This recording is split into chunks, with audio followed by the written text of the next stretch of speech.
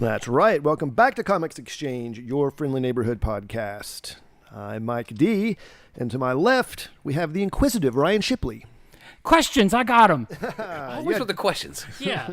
That person you hear sits to my right, and he happens to be the owner of Knoxville's longest-running shop, which you can find at 3611. 3611. 361 House. That's right, about a mile south of the Henley Street Bridge. He is the comics commander. He is Bill Langford. And I have all the answers to your questions, Ryan. Oh, wow. Yeah, that's right. No, yeah. Cool. Wait, is it just I've been studying. 3611 or is there more to your address? Well, technically it's 3611 Chapman Highway. Yeah. I'll tell you a funny thing when we first opened, because when you first open a business, right, 50% of it's coming up with a cool name.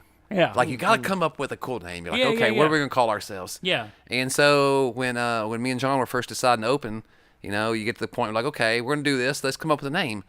And I don't know if you remember, back in, like, the late 90s, everything was extreme. Like, everything had an X in it, maximum. You had to. You had there was to. like 4 radio stations that used the X. Yes, you had to be X's, and it was because it was the X Games, was going on, and it was all about the X. And so we decided we were going to name it Comics Exchange. Yep. But we weren't just going to do like a normal spelling, right? Ooh. We're going to do it with the X. Make it, because it's kind of dangerous. It's for the streets. It's kind of edgy in the streets. At the 3611. At the time, it was 3711. But anyway, so we were going to, but what ended up happening was, this is how long ago it was, when they put us in the phone book, the phone book didn't know how to put it in there, so they put it in as Comics Change. Like there was a gap in between. Was there a question mark? So, no, I put the gap in there because that's how it didn't string. Cause we had strung it together as one word, where the X was serving double duty, right? It was the end of comics and the start of exchange. Yeah. It completely messed up our listing in the phone book when people needed to use the phone book. Yeah. So we were completely off by doing that. Then fast forward about 5 years later. Our buddy Mark Bryant's going to start us our first website. This is when websites are taking hold. Everybody's getting their own website. I thought it was a fad. And I was like, this thing. I mean, who's gonna fool with this? Yeah. And anyway, so he said, hey guys, I just want to let you know I set up your website last night, and when I registered the URL, it reads as Comics Sex Change. Oh no. Because it was Comics Exchange, but run together as one word. Yeah. It looks like it says Comics Sex Change. Yeah. And so he said, you may get some weird hits on your website. Yeah. He goes, I just want to give you a heads up. Yeah. So I don't even know how we got to this point, I guess from the address about Comics Exchange. How long was the site up before you guys just deleted it? The FBI took it down for us. Apparently, we got some traffic from international sites that was inappropriate. But why is this local comic shop on the black web? Or the dark web? Those were dark days. Now, this might be our legacy number 70 episode. Yeah. However, I think it's going to be our first YouTube episode. Wow. So we're keeping the 70 for the people that get the podcast sound wise, but this will be our first YouTube. Yes. That's exciting. So we're going to be, I guess, coming up. You seem nervous. I do seem a little bit nervous because YouTube's a big leap, right? Yeah. Like so we're going to be on YouTube and we're going to be doing our show and showing, I guess, highlights, going back on some of our old shows. Is that what we're going to be setting up? Well, the concept here is we're going to start with this one on YouTube and ideally record every other week. And the off weeks, we will be uploading the very first episode as like a legacy, like a archive. That's what I'm looking for. Archive. So, and we obviously will need your help. So for everyone, when we get the YouTube up, we're going to post it. Please share it. Make sure you go to the page and subscribe. Leave snarky comments. Don't hurt my feelings. But the more subscribers we have, then the more the algorithm will help us too. I'll go. So you got to be friends with the algorithm. If the algorithm hates you, but maybe sooner or later we'll have some video part of it. So I think that's what we're aiming for, right? Yeah, at least for the Patreon. Because the one thing I hear most from the people who are listeners to the podcast is, what handsome visage is Ryan Shipley? Like they want to know. They're gonna be disappointed. No. They're gonna be surprised. Yeah. So I think people kind of want to put like a face with the voice. I get it. Yeah. And so I think that's been the main thing. Or people like when someone. So the other day, I think it was maybe 2 weeks ago, Mike was in here, maybe a little bit longer, and he was picking up his books, and he left. and someone said, "Is that Mike D from the podcast?" What? They were too scared to talk to him. Well, they were to ask for an autograph, but they didn't want to say anything while he was getting his books. Yeah. But they recognized him just off the voice. That's just awesome. talking in the store. So I think if people were able to put a face, I think that's going to help. This is my voice. I want to be recognized at a Kroger. Yeah. I want to be recognized at the gas station. Careful what you ask for. Yeah. But I have talked to younger people, and I feel bad using that phrase, but younger people have said, why is this not on YouTube? Because I think a lot of the younger generations do their podcast off YouTube. Well, we definitely need to, definitely need to hit YouTube. We're a bunch of old people. No, we could master this technology, Ryan. Bill is trying to learn how to make a Google account. How do I set up a Google account, people? Listeners, can anybody help me with this? But no, we're going to have a YouTube channel up here soon, and we definitely appreciate any support.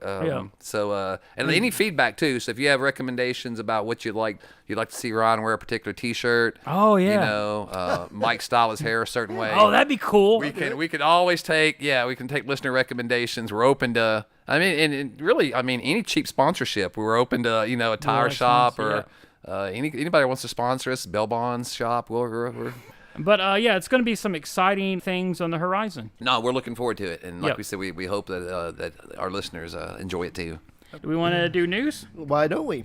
Been a lot of news in the comic book world. Yeah, let's start with the elephant in the room. Okay. So last week, and we're going to do this. We're not going to politicize this because I think a lot of people are probably worn out from this past week. There's no need to. It's just, Unfortunately, Wednesday afternoon, a commentator, Charlie Kirk, was assassinated. And that same day, Red Hood #1 came out. Red Hood #1, whose writer is that? Let me find it. It was Gretchen Felker Martin. Yep. That night, she made some bad tweets. She was celebrating his death. And that night, DC fired her. Right, Which did kind of ripple through to the comic stores because DC asked for the books to be removed. They didn't say they had to be removed, just said, you can remove these books. We're going to refund you for all the books, which is really cool, right, that they did that? It is. No, it absolutely is, because as a retailer, that's always the issue. You're like, well, I can return these books to DC, but I've already paid for them, and I'm out the money. And so for a lot of retailers. Important to note as well, not only was she fired, but they canceled the book as well. They canceled the book, I think FOC for Red Hood #2 had just passed. Right. So I think they're going to refund for that too. They also pulled, this weekend is Batman Day, and they pulled the sampler that was going to include parts of issue 1 of the new run from Matt Fraction and Jorge Jimenez, and also that Red Hood. So they've pulled that. People that had the book have already put it on eBay, and it's as people are going to do. So now, so that was the last thing, right? DC has said, just your discretion.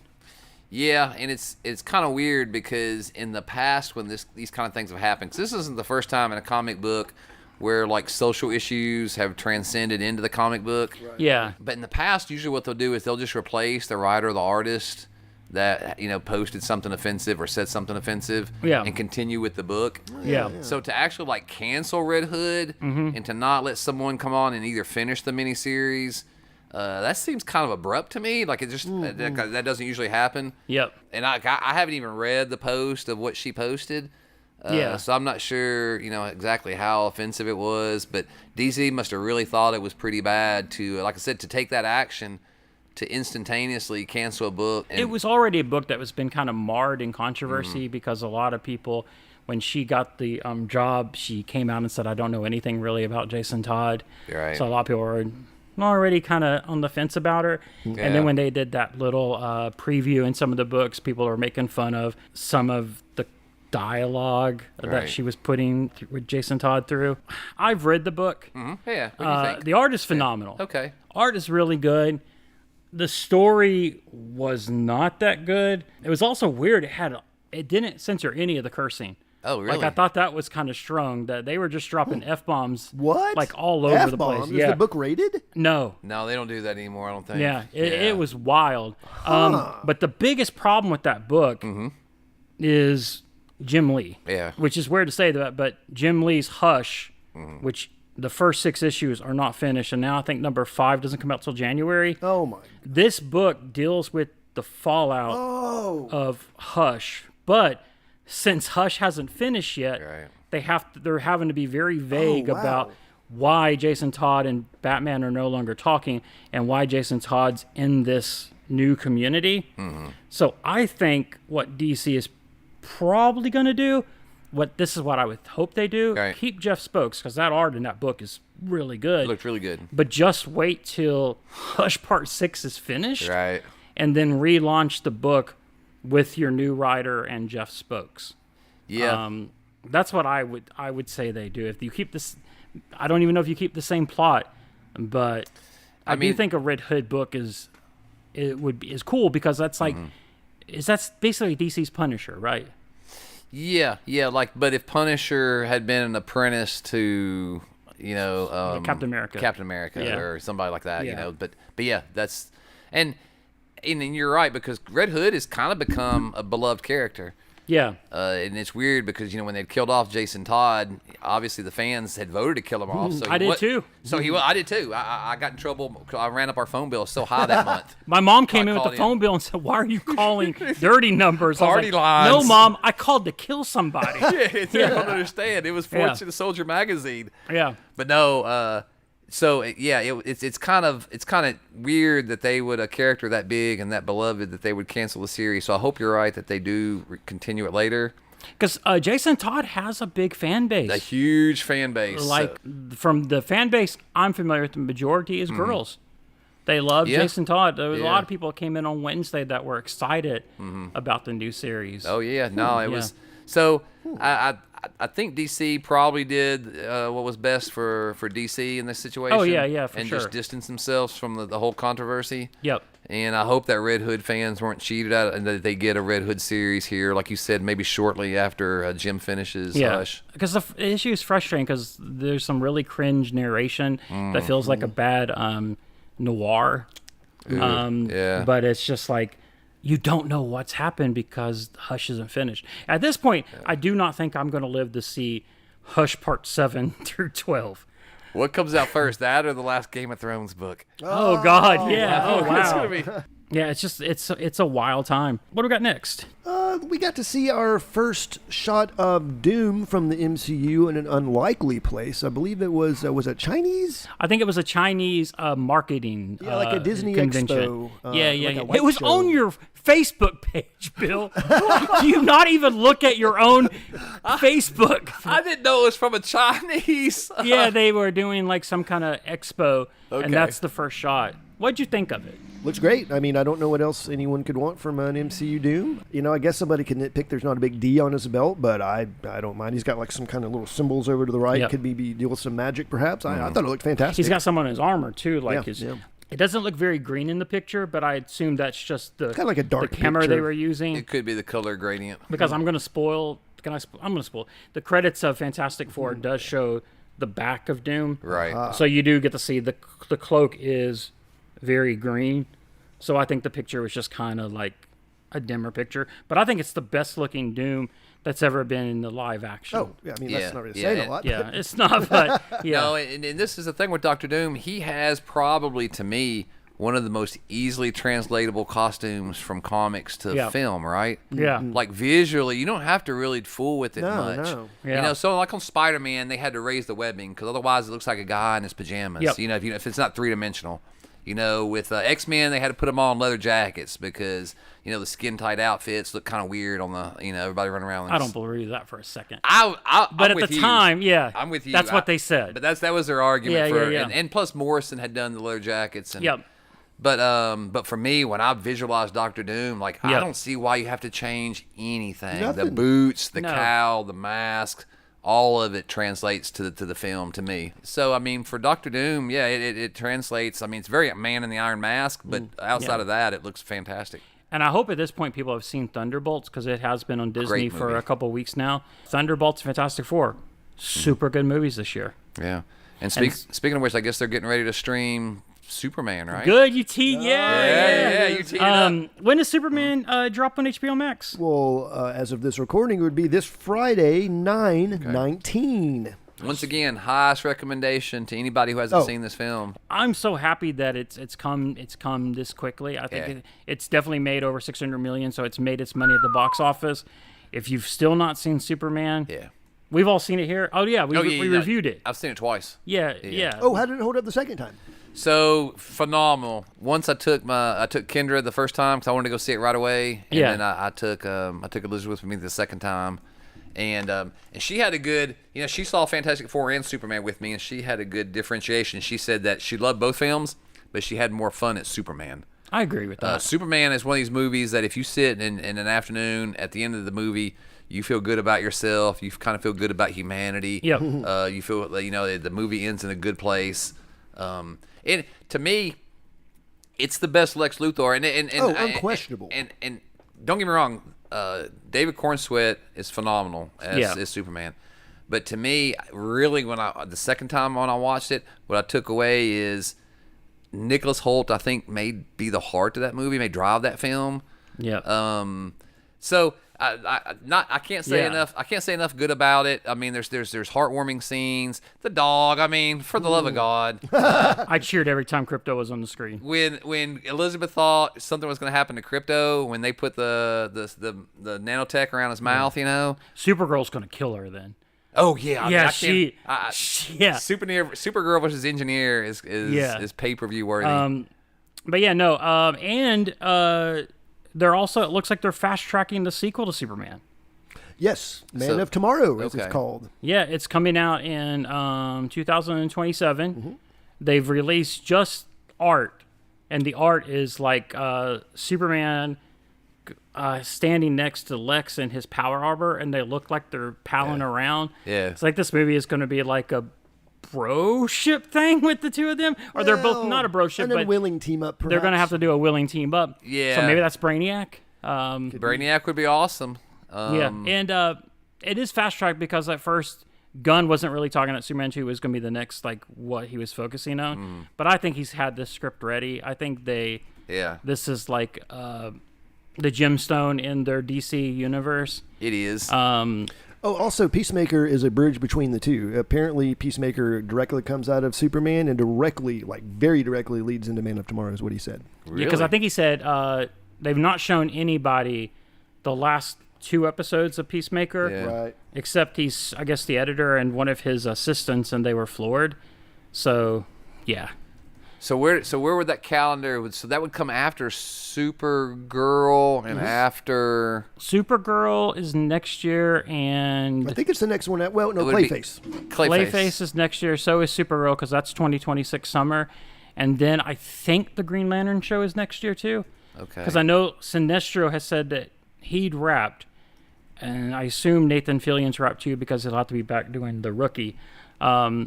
So I think that's what they're going to have next year. And I know Momoa's in the Supergirl film. He is. But they haven't started anything on the Lobo movie, right? They've not even announced the Lobo movie yet. Okay. But I think the Lobo thing is interesting because Lobo is not in the graphic novel Supergirl, Woman of Tomorrow. Correct. But I think originally Tom King said he was going to be in there, but they wrote something else instead. So this is going to be kind of cool to see what they wanted to do. And as far as Supergirl, Woman of Tomorrow goes, if anybody out there has been reading the compact books, which are amazing, like $10. A great value. And even the Marvel ones at $15 are a great value. Great value, but they are going to release Supergirl, Woman of Tomorrow in December or January. Yeah, perfect timing. And I mentioned it, I think, if not the last episode, the one before. Just a phenomenal story. So good. So good. But Batman 2 is on the other end of that spectrum. I think they announced that they are finally starting filming early next year. Okay. They have the script. Still Matt Reeves directing? It's still Matt Reeves, and I'm okay with this if they took their time to make sure it's working well. Yeah. But then they just push it through. Right. I mean, the Penguin was a great appetizer while you're waiting. Phenomenal show. Emmy Award winning, yeah. Who should have been the mother on How I Met Your Mother won her Emmy last night. Well deserved. Well deserved. Episode 4 of that show broke my heart. Yeah. I'm excited for Batman. I guess they said 2027 now, so that'd be kind of great to have Batman 2 and Superman 2 the same year. Yeah, that's going to be a little phenomenal. Different universe. Yeah. Yeah, a big fan of that first Batman. I really have to say I am. It really surprised me. My nephew hated it. Did he? Because it opens with the Riddler killing somebody, and my nephew is like, He's 10. My nephew's like, I'm out. All right, so let me ask you guys this. Just real quick, yes or no, or you can elaborate, whatever. At this stage in the game, would you keep them separate, or would you integrate the Pattinson and the Corn Sweat together? As Offspring would say, you got to keep them separated. All right. I feel like they're two different vibes. Like Matt Reeves' Gotham seems more grounded, and I think Superman being a part of that. I'm still not sure how Mr. Freeze is going to work in the grounded. Right. But I do think you keep them separated. But I do know that's probably confusing maybe to the audience when James Gunn introduces another Batman.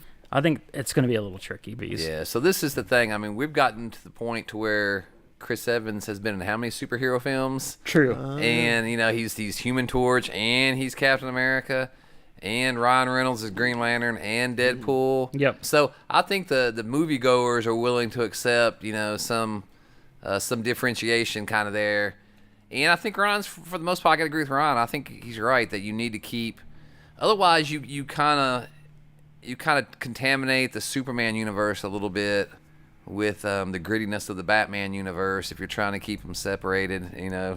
Yeah, the Superman was like the least realistic. Yeah. So I mean, and this is the thing, and because Marvel kind of ran into this after a while, but. You don't want all your superhero movies to feel the same. Like every Western feels like a Western, then people are gonna get tired of Westerns. So, So what Marvel was real good about at the beginning was, Ant-Man felt like a small level street heist movie. Yep. Thor Ragnarok was like buddies in space, kind of humor, comedy, bromance. Yep.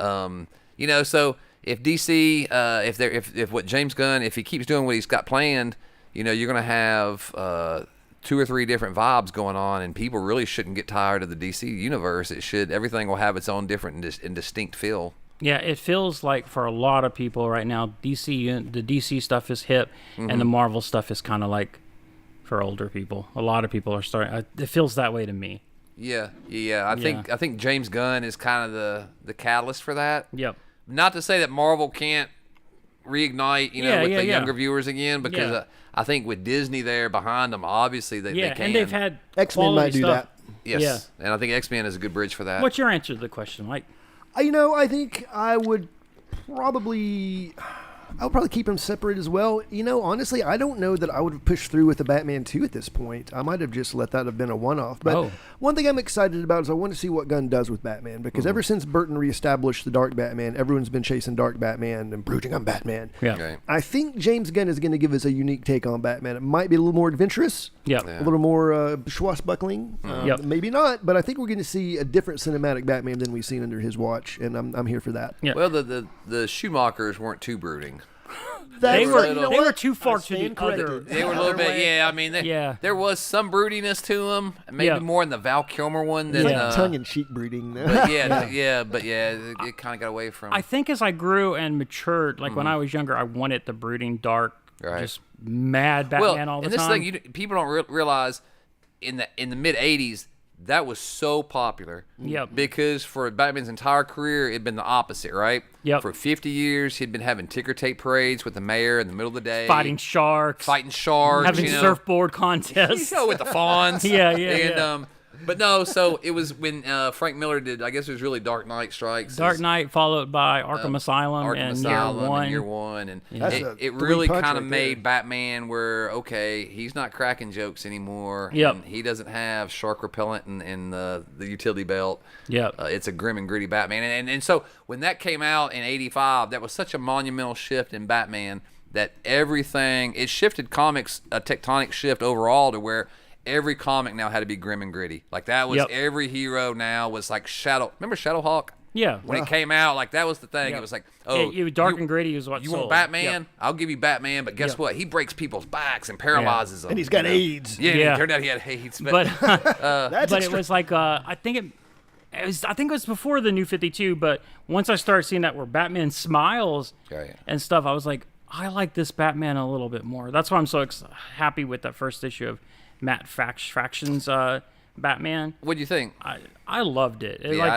When he was talking about swashbuckling Batman, and it feels like that. Yeah. And I like too that Matt has said that he's not going to do the inside thoughts of Batman. Okay. Which I think is super cool. Yeah. And he's going to do as many like one and done stories during his run of Batman as That's well. what I thought was interesting more than anything was reading the first issue. You can tell he's going to do kind of like a run of these one and done self-contained stories. Yeah. But it's going to be an overarching story that runs through them. Yep. That's a great idea. And it's a great idea because we all grew up with the one and dones. Yeah. You know, in the 80s and 90s when you went and bought a book off the spinner rack. Yeah.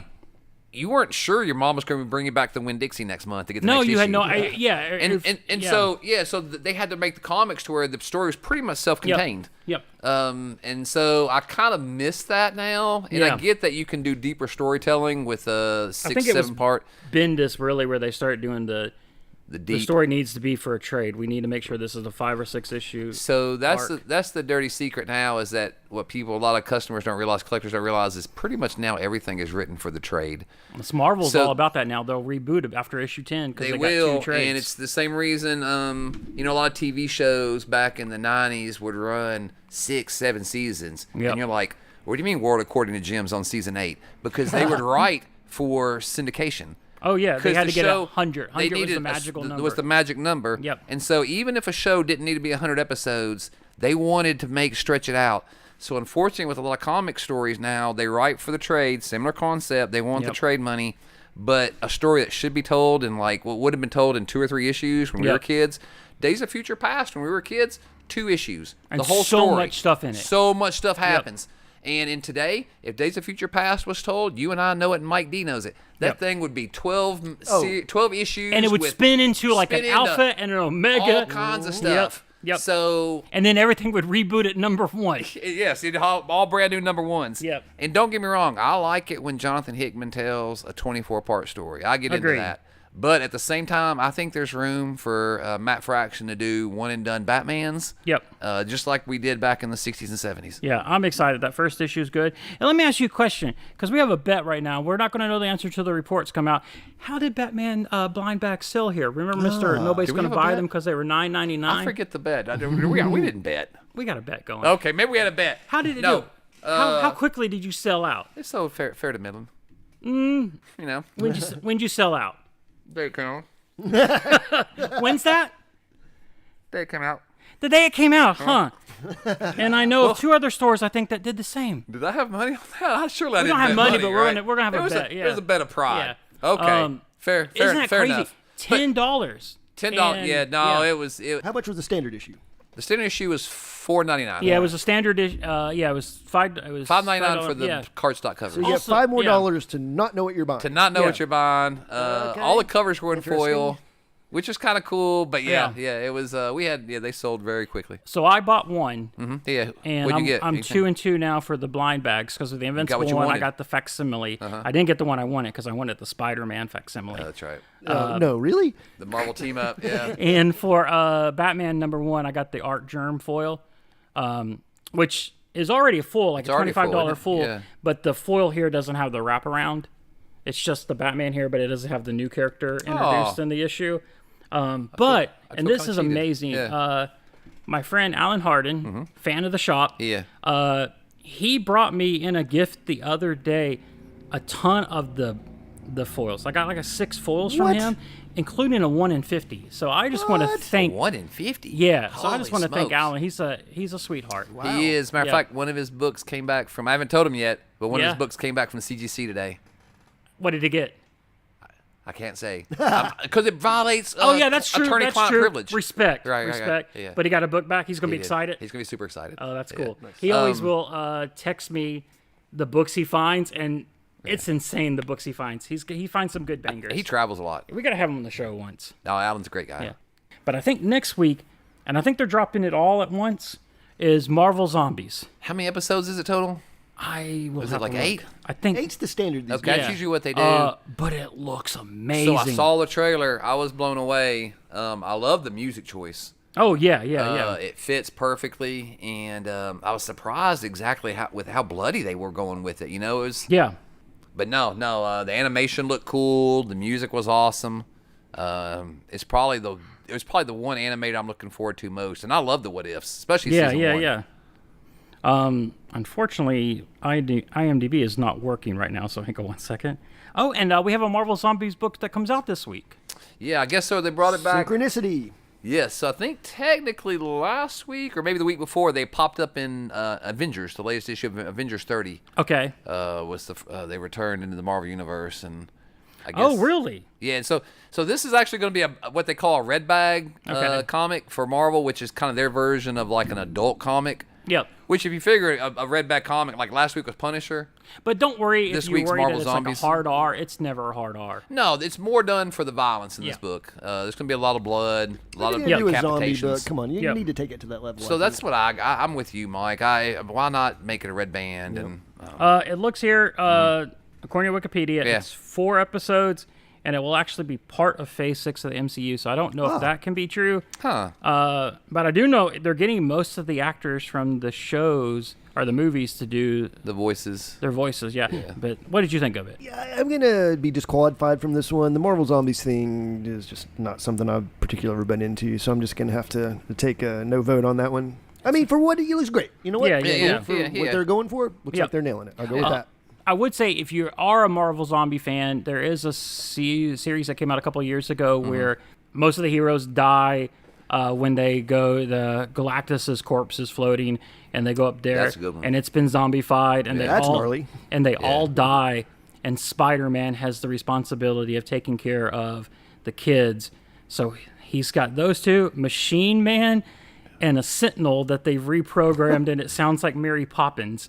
And they're just on this journey to basically find a cure. It's incredible. Wow. Yeah, that was one of the better ones, because Marvel Zombies had that situation where when it came out, it was a huge hit. Robert Kirkman was the writer, from Walking Dead. Yep. And the first couple series were really good. And those covers. And the covers, they did some homage covers that were Arthur Sudam, I think, that were phenomenal. Yep.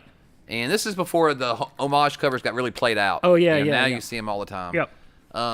But then it got like a lot of situations, a lot of books. Then it got to where like they started to milk it, and like Volume 3 came out, Volume 4, Volume 5. It got progressively worse. And it got progressively worse. And they got like Dark Days, and they would do all these little spin-offs. One with Howard the Duck, which I like the Howard one. Howard Duck I'm is partial great. to Howard, but so it's I'm glad that they kind of are getting back on track and putting some quality into these books again, the Marvel Zombies titles.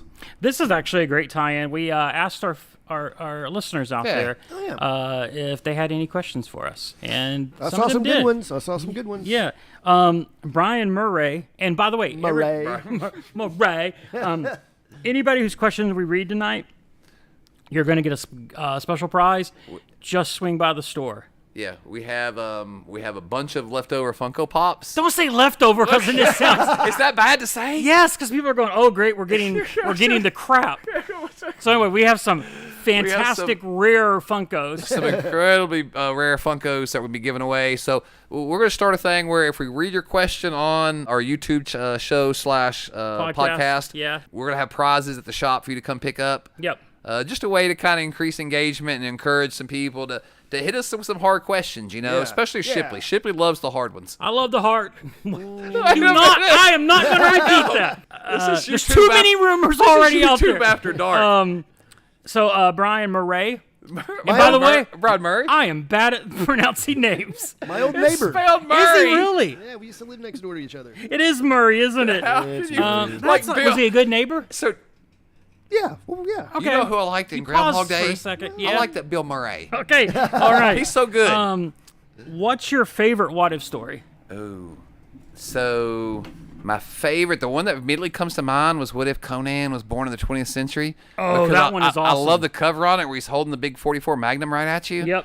And I like seeing time display stories. That's the first one that came to mind. That one is incredible. There was, and then the one probably that sold the most when I was a kid that everybody was looking forward to was What If Wolverine killed the Hulk? And What If Jean Grey lived?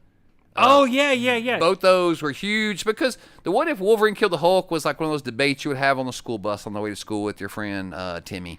And you'd be like, Timmy's like, well, Wolverine would kill the Hulk. You're like, what are you talking about? Hulk's impenetrable skin. Wolverine had no chance. He gets anger exponentially. Yep. And so when the book came out, you're like, oh, I got to see how Wolverine could kill the Hulk. Yep. And the same way with Jean Grey, with Death of Phoenix. But those are like 3 that immediately leap to mind for me. Yep. What about you guys? So one of mine is kind of a recent one. Yeah. Because, they've been kind of doing a little bit more of these. Yeah. And unlike, they're usually like one-shots, but Zdarsky wrote it, and it was like, what if Spider-Man kept the symbiote? Oh, yeah, I think I And remember this one. It's just fantastic because so much bad things happened. Like where Aunt May dies. Yeah. And he just kind of loses and goes crazy. It's like I think it's called Spider Shadow. It's 5 issues long, but it packs a punch. Yeah, I do remember that one. Yep. Another one I liked is what if Rick Jones had become the Hulk? A lot of the what ifs were like, what if this character, like they actually did what if Jane Foster became Possessed Thor? the power of Thor, yeah. There was one I loved, what if Flash Thompson had gotten bit by the spider? And the whole story is he basically bullies Peter into making all his equipment. That's a terrible what if. I don't want to read that. It's bad for everybody but Flash Thompson. Yeah, there's been some fun ones. I know they've been doing them recently with like what if this person was a herald to Galactus. Yeah. But I wish they would just bring it back and do the fun, over-the-top craziness ones. I loved What If. I did too, and I tell you, and DC had their own version called Elseworlds. Yep. DC had a great one where it was like Batman solving the Jack the Ripper murders. Got them by gaslight. Yep. On the DC What Ifs. As a kid, the What If franchise was one of my favorites because in the comic book, like I knew they're not killing off Captain America, right? Yeah. But in the What If book, it's like, what if Captain America had died and never come out of the ice, and Bucky had taken over or whatever, and so they could do stuff that you weren't going to get in the normal comic. So it was always intriguing for me to find What Ifs and to read What Ifs. Yeah, there was always like some cool ones like what if Beast and the Thing continue to mutate? There's so many good ones. Which Grant Morrison picked up and ran with because his Beast and his X-Men was constantly mutating. He turned into like more cat form, and so good. So good. What about you, Mike? I was never super into the what ifs. All right, here's a fun one. Mm-hmm. This is from Aaron_I29. That cannot be his government name. That sounds suspicious. Unless he's like a robot. What? Sounds like a Russian bot. What's a superhero, or I'm going to say superhero, supervillain that you hate? Is there, because everybody's got to have that character that they just cannot stand. Well, and we're a positive podcast, but we're going to put we're going to drink our haterade and answer this question. Tastes so good. Tastes bitter. It does taste bitter. I'm kidding around. All right. You want to go first, Bill? You got one off your head? That I hate? I'm not gonna say hate. Hate's a strong word. There's ones that you strongly dislike. So you're correct. So for instance, growing up as an X-Men fan, I was never a huge fan of Mojo. Oh, okay. Like I always thought it was kind of goofy in the Mojo verse. You hated the X-Babies? I love Longshot. X-Babies were kind of goofy. Yeah. It's that thing where, like with professional wrestling, right? Like you don't want to break kayfabe. Yeah. I want to think that, Hacksaw Jim Duggan and the Iron Sheik are feuding, for me to buy. And so later on, when they're caught together in a car with a bunch of cocaine, it kind of ruins the kayfabe, And so, like, when I want to think of X-Men as being tough and whatever, I don't want to think of, like, X-Babies, or I don't want to think of them in a TV, like a Mojo verse or whatever, or Mojo World. It just seemed kind of goofy to me. Yep. Visually, he looks kind of goofy. Yep. But no, he just looked. just visually, just not a appealing character. And he's kind of like a one-trick pony. And kind of one trick. Like I said, I love Longshot. Yeah. But Mojo was one as far as coming at it from an X-Men standpoint, not appealing. Okay. Do you also feel that way about Mojo Jojo? Now I love Powerpuff Girls. Okay. So I love anything with an ape. Yeah. For me, it's Carnage. Oh, really? I can see that. I hate Carnage so much because he's just too violent for a Spider-Man book. I thought you might have picked Clone Spider-Man too. I do really like the new Carnage series with Eddie Brock because it feels like Dexter. Yes. I'm worried that Marvel's going to cancel it at issue 10, like normal. They have a habit of that. But Carnage and probably Sentry. But really? I like the Sentry from Thunderbolts. The movie version, I think people like better than the comic version. But I didn't care for that. I was so happy, though, when Sentry threw Carnage into the sun. Oh, yeah. That was like when he first shows up. Yeah. What about you, Mike? I'm going to do what they call in the world of comedy a callback. Okay. I'm going to go with Red Hood. Oh, look at there. That explains why you don't like Red Hood. I don't. I liked that Jason Todd died, and I think that he's an excellent Scar on Batman's history and memory, and I think he carries much more weight in that role than he does as his current role. And I know, like we said, he's got plenty of fans, so I'm not going to harp on it, but that is my answer, and I'll give a second runner-up. Also another callback. Hush. There it is. Oh, you hate Hush. I'm not a fan of either of those guys. They didn't really do much for me, so those are mine. I get it. Hush is kind of like a one-trick pony, too. Yeah. Yeah, again, like I know he's got a lot of fans, so I'm not going to harp on it too much. But when Hush is around, I'm just like, oh, great, here we go. Yeah, great question. Here's one from, I think this is our friend Matt Atkins. Oh, yeah. All right. Which he's, I think, working on a new book right now, isn't he? So he is. He's doing a new issue of Beeswax, and then I think he's also because he was doing The Shift, right? He was working on The Shift, that one shot he did, but I think he's getting, and he's been on our podcast before. Matt's a great guy. Great guy. But he asks, who would win in a fight, Bane or Scarecrow? So Scarecrow, fear toxin, right? Fear toxin. Bane also has drugs. Yeah. Okay, so say no to drugs. Nancy Reagan, if she was still with us, would hate this one. This would be. I don't know that you really want to be around Bane if he's on the fear toxin. He's just going to start swinging. That's what I'm wondering. I don't even know necessarily if that's going to be a negative for him. Right? Yeah, I know. But maybe Scarecrow can slip behind him while he's freaking out. I don't know. Yeah. What's Scarecrow's finishing move? Does he have a finishing move? Well, that's what I'm asking. In like Mortal Kombat terms, right? Because Bane obviously has the backbreaker, right? Oh, he's going backbreaker. He's going backbreaker on Scarecrow. Yeah. But what is Scarecrow? Let's say Scarecrow toxins Bane, right? Bane's freaking out. He's remembering stuff about his childhood. Yeah. And Scarecrow does sneak up behind him. What's he going to do? Sleeper hold? I'm going to sleeper. I'm going Bane because a lot of people, if you think of Bane from like Batman and Robin, that Bane is dumb. He's dead. But the real Bane That's the worst portrayal of Bane ever, right? Can we all agree on that? Yeah. Okay. He's super smart. Yeah, he's super smart. And Batman has been able to fight the toxin before. Yeah. So I figure there's going to be some way where Bane is prepared for this. That's a good point. He might have like anti-fear toxin in his venom or whatever. Or at least be a little more resilient through his training and his upbringing and that it doesn't. And Scarecrow is good at a distance. If Bane gets close enough to Scarecrow, Scarecrow hand to hand, is dead. There's no contest, right? There's no contest there. So I will go Bane. Mike. I am also going to go Bane. I think that the Scarecrow might be confident that he's got this plan and he's just going to completely do this and he's going to give Bane the fear toxin and he's going to be like, oh crap, what have I done? And that's the end of that story. Yeah. Pretty simple. Well, I'm a little disappointed in Matt in this one because you got to come with some harder questions, Matt. Yeah, okay. This one's way too easy. I mean, I don't feel like you've earned your TLC chili Funko Pop. So he may be downgraded. We may give him a, but no, he can get at least a left eye Lopez. Okay.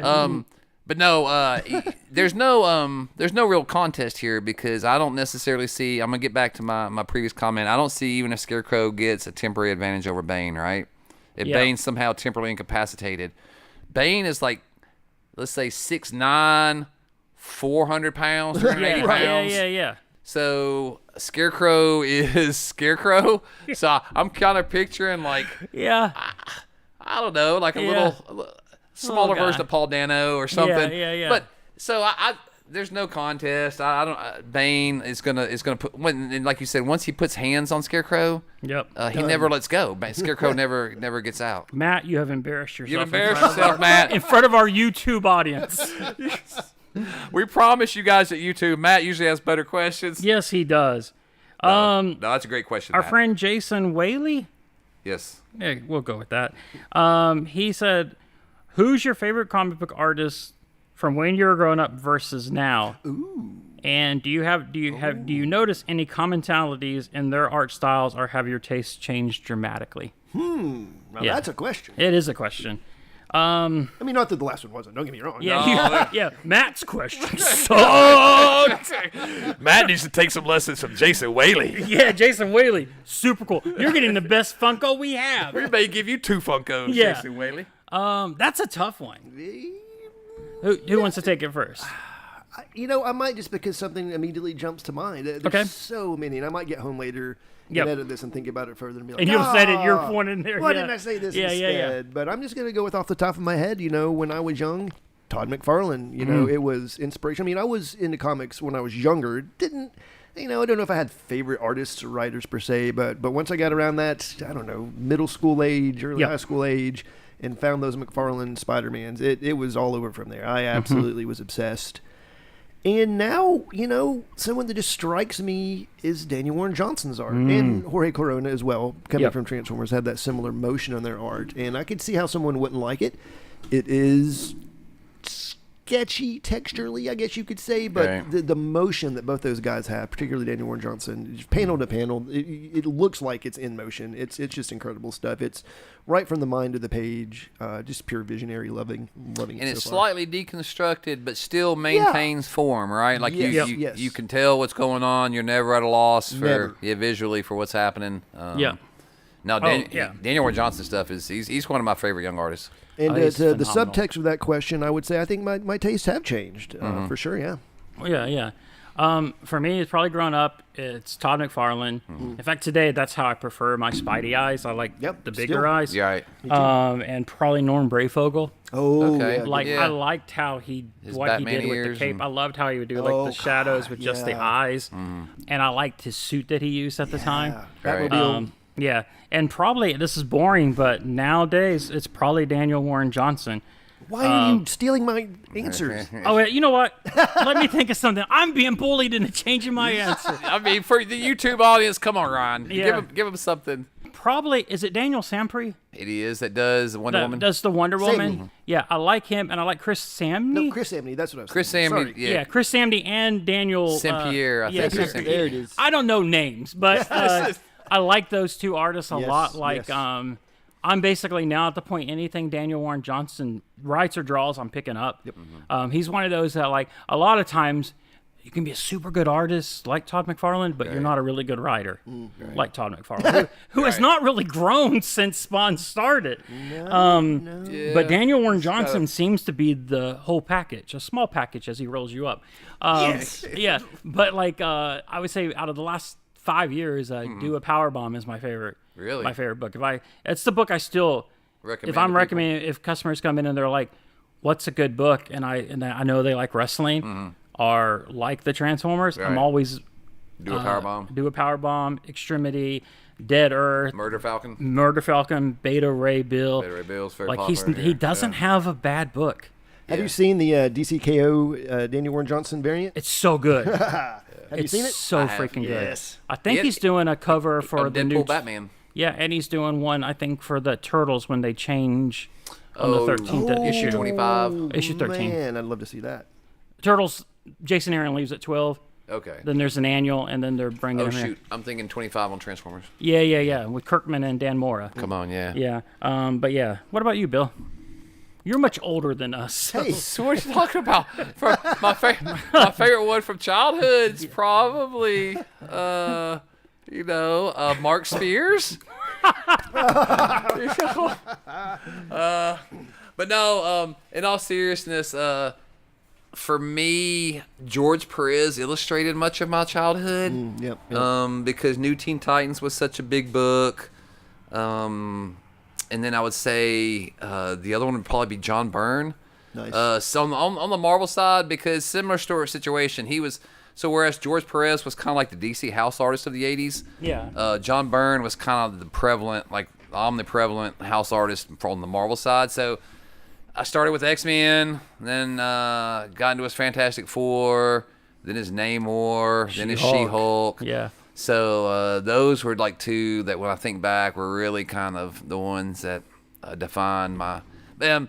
And then now it's difficult because there's so many artists that I really love, some that work more frequently than others, but a couple that come to mind like I love, and I'm not just saying this because he was in store for Free Comic Book Day, but I love Ron Stegman's stuff because his stuff kind of reminds me of like Todd McFarlane stuff a little bit from back in the day.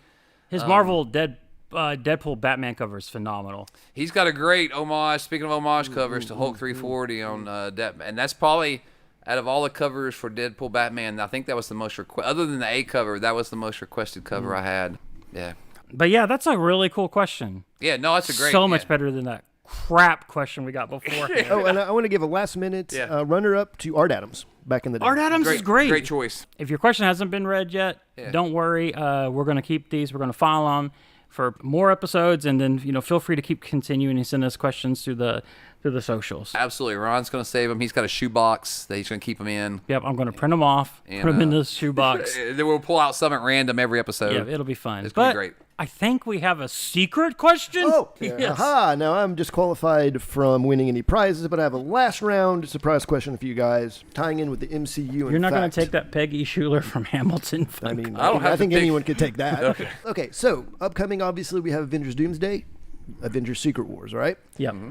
After Avengers Secret Wars, would you guys, as rumors might be floating around about, would you guys completely reboot the MCU from scratch following Secret Wars? Recasting everything, total fresh start. What do you think? Oh man, that's hard because I love Tom Holland's Spider-Man, but I think sooner or later they're going to have to do that.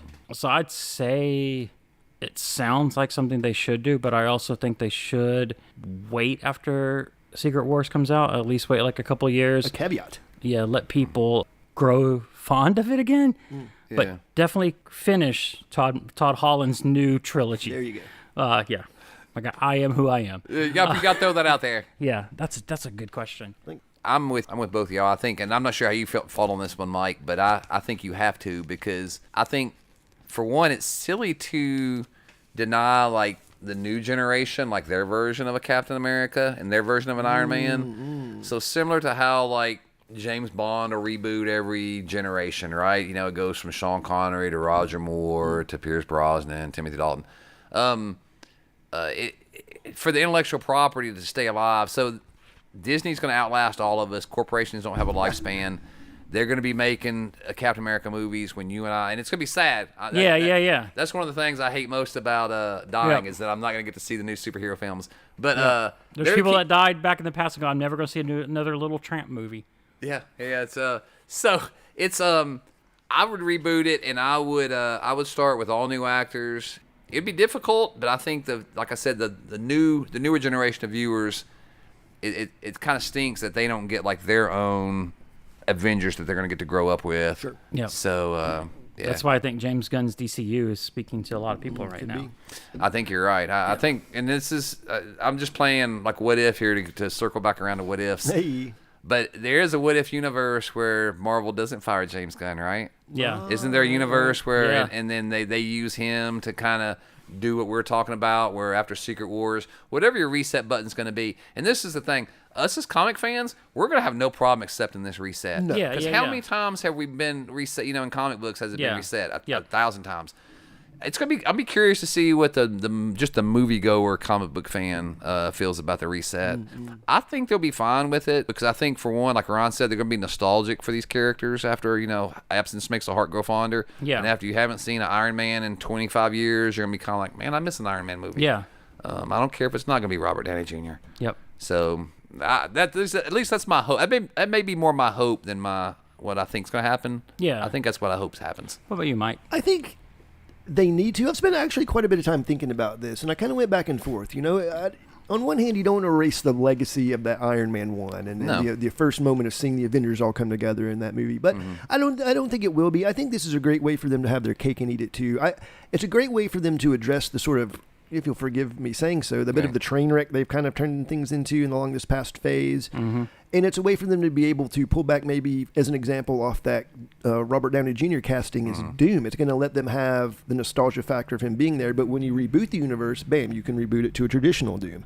Same thing maybe with Pascal as Fantastic Four, or Mr. Fantastic. People are like, I don't know about that casting. Right. Boom, you get the popularity of it, reboot the universe. More traditional. So, people will be like, well, how do you bring in the X-Men? How do you blend those in? You just reboot the whole thing from scratch. And then maybe this time around, don't focus on the Avengers characters, focus more on the X-Men and Fantastic Four, and slowly bring those Avengers in later. Right. It makes sense to me. Yeah.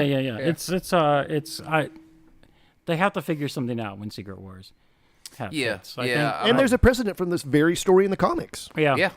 I'm hoping that the Russos kind of bringing the Russo brothers back will help them kind of course correct. But we'll have to see what happens. Yeah. I just wanted to be like that Lorne Michaels where he saves John Lovitz, where Kevin Feige comes in and saves Tom Holland. He's like the only one. Everybody else. So now we're going to do our books of the week. This is where we pick something that's coming out this week. It's a showcase. It's a banger of a week, as it typically is. Books. But we'll let you go first, Bill. So by far the biggest book this week that we had order wise is and this is kind of cool because it's not that often that DC and Marvel play friendly together, but it was it's been 20 years, I think. 20 years since the last time they did. I guess it was Avengers Justice League, right? I think so, yeah. So I'm gonna go with the new Marvel DC Deadpool Batman. And so just to give people a heads up, there's going to be another, this one comes from Marvel. There's going to be a version coming out from DC in November. With Grant Morrison and Dan Moore doing the main story. This one's Zeb Wells and Greg Capullo doing the main story. But the cool thing about this is you get a Deadpool Batman team up, which I guess everyone's been wanting to kind of see, because they're two of the biggest properties that each of those companies has. But the cool thing about this one is not only do you get Deadpool Batman, but you also get a lot of cool team-ups in the back. There's several different short stories. From some great talent. Some incredibly skilled people. There's a cool Wonder Woman backup story with Captain America. Is that by the Dobsons? I know Terry Dodson's. Okay. I know he's drawing it. I can't remember who's writing it. He may be writing it also. Yeah. There's a Crypto and Jeff the Land Shark. That's the cover I went with. For all you people that are, which that's probably the cutest cover of all of them, I think. Daredevil, Green Arrow. So anyway, and the DC book's going to be similar when it comes out. It's going to have other backups. So if you're one of these people who, like I said earlier, you kind of grew up and you're arguing with your friends about who would win between, Deadpool and Batman, or what would happen if Wonder Woman met Captain America and they fell in love. Yeah. Not to spoil anything. But this is the book for you, and it's kind of one of those ones. It's like a what if, to where you don't have to buy like a whole series of books. Does it feel like a celebration of the companies, like in celebration of just comics in general? Yeah, because that's always a difficult thing when you have these two companies that do a crossover, is you have to walk that fine line of, okay, I don't want my character to look like a doofus compared to your character. Yeah. So he can't lose to your character, Yeah. but at the same time, the other company's like, well, I don't want my character to lose to your character. So you have to kind of figure out some way that they both get to shine, but it does feel more like a celebration of comics and not so much like, because back when the day they had the Marvel versus DC and the fans got to vote, and it was definitely like, okay, one character gets over on the other character and you have a winner and a loser. It was probably the fairest way for them to do it, but it probably was Yeah. if the voting was legit. Yeah. But yeah, this one is definitely worth picking up. And like I said, it's one of these historic moments in comics when you have the two huge corporations. And it doesn't happen that often because you're talking about two multi-billion-dollar corporations. Yep. But for them to play friendly and to publish a book, and for retailers, this is something we've been asking for. We've been asking for Marvel and DC to put something out to help retailers. And so I think it's going to sell like hotcakes. I think so too. Mike. Sometimes I don't want to read all of the dialogue of Tom King, and sometimes I don't want to read a flowchart like Jonathan Hickman, and that's why this week I'm recommending Battle Beast number 5. Oh, okay. Good book. Yeah. It is nice, simple, to the point. And by the way, might I add one of your former guests, Mr. Langford, Ryan Otley. I think it's my favorite work of his career. I'm not going to say best, but my personal favorite. He seems inspired. Yeah. All the characters fit the style well. I'm just really feeling it. It's just a fun, lightweight book. Battle Beast number 5. Great But choice. I get you love Tom Thanks. King, and sometimes you just want to read something that's fun and Absolutely. crazy. Yeah, Absolutely. no, it's a good choice. Yep. Mine this week is Amazing Spider-Man number 12. Weird. Weird, right? So 975 was a big issue, right? It was a milestone issue. right. But this actually has the first appearance of someone. It's actually good to hear you come swing back around Swing back around. to Amazing Spider-Man. Mike, Spider-Man. It's the first appearance of this guy. You too. So it's been a minute. I sent a letter to Marvel. No way. They do this little thing at the bottom where they're asking, what is your favorite comic cover of all time? And mine is Spider-Man 33, the one where Peter is under all the rubble, right? It's a classic, Iconic. classic Steve Ditko cover. And I've been honest on here before about being bipolar and mental health issues. And that issue helped keep me alive when I was younger. Wow. Because I just felt like if Spider-Man can fight through all this, Right. I can do the same thing. Right. So I was just feeling like one night I was like, I just want to share something with somebody, and I expected just an editor at Marvel to read it, like probably assistant editor, and nothing would happen to it. But Nick Lowe, who I guess I have to change my opinion of now, ended up copying the whole letter in here, which takes up like Oh my God! almost 2 like a columns. whole column. So if you're in this week, just go ahead, pick up Amazing Spider-Man 12. I think we'll put this on the website or Yeah. our socials. But he does end it with, you roll, Ryan. We're glad that Spidey saves you and that you're still fighting the good fight. And you work at 2 comic shops. Ryan Shipley for president. Thanks for writing, cleaning up my tears so I can see you in 2 weeks in space. It's really cool. And I'm also glad, too, because, like, you saved me, too, Bill. Like, your friendship over the years. So I'm glad, too, that I was able to end this letter, sneak in Knoxville, Tennessee Comics Exchange, as well as the other shop I worked for, Nirvana. Yeah. In fact, it was McKay. Jazz called first to see if I was here, and they were planning first to kidnap me because McKay was reading this tonight and just stumbled upon that. So McKay, bless his heart, drove all the way from West Knoxville over here just to show me this. I mean, I don't want to be accusational, but I feel like you're maybe underselling this a little bit. That is amazing. That is Spider-Man. really. It's Days. weird. It's weird for me That's got to be important. because, as people don't know, it's hard for me to give myself love a lot of times. Sure. And there's parts of my brain that will fight it, but like McKay said before he showed me, he says, you're probably going to sit down.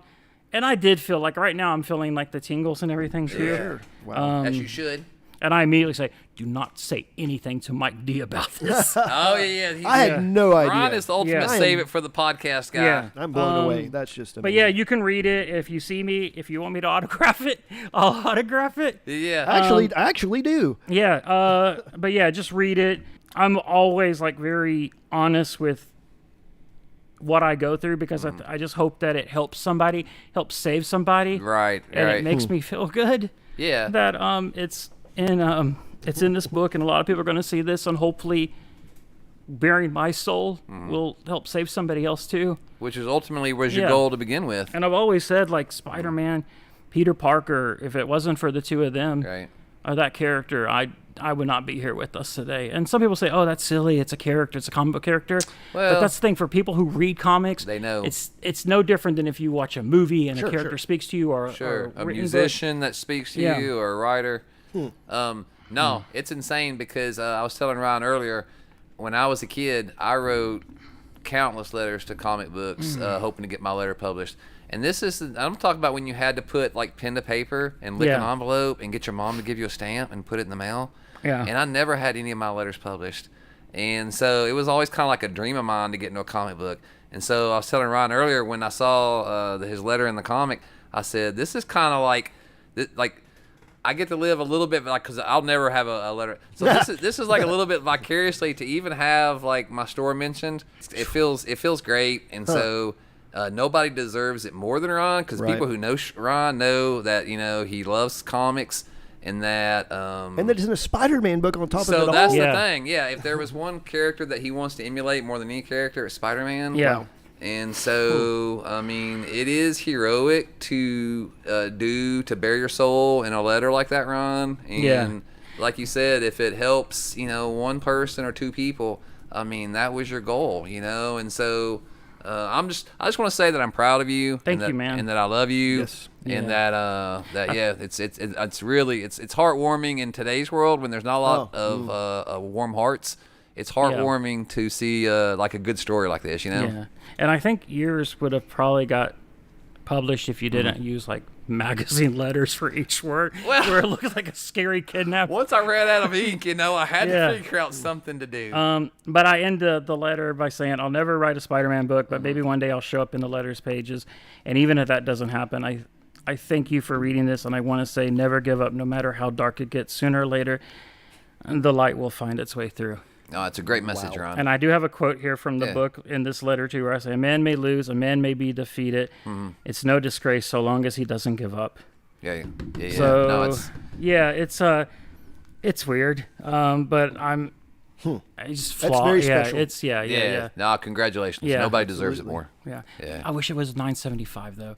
975 would have been the That would ultimate have been a issue. milestone. And Well, this has been our 70th episode. Yay! 7-0 7-0. at the 3611. But also, somehow, it's been a first episode. Whoa, what? That's right. Marvel's like, I get it. And it's been a heartfelt episode. Yep. But it is time to turn the final page on this chapter.